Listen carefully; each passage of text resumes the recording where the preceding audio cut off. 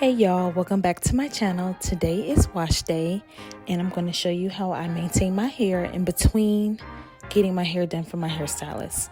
So in October of 2024, I cut my hair into a long bob, and as of this video right now in January of 2025, it has clearly grown out, and I'm not even sure if you can tell I had a long bob anymore. But I just wanted to show you how I use this Ella Bella hairstyling tool, and it really cuts down the drying time in half. I mean, I was very skeptical of the product just because sometimes trying new products can just be a waste of time, but I promise you this is such a great product for hair drying. I mean, there is an attachment where you can curl your hair with it with air, but I don't recommend it for the curler. I just recommend it for the blow dry.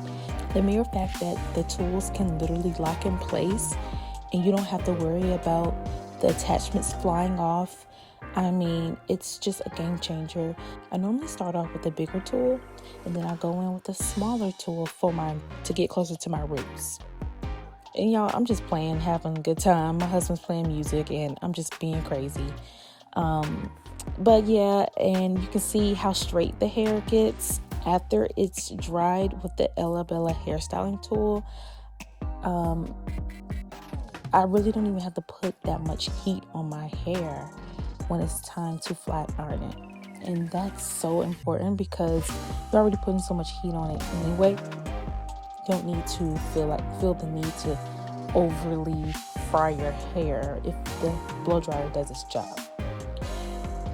So with that being said, I'm gonna go ahead and straighten my hair, pin curl it, and then do a little glam session so you can see the final result. I hope you enjoy it, and thank you for watching. See you in the next video. Bye bye.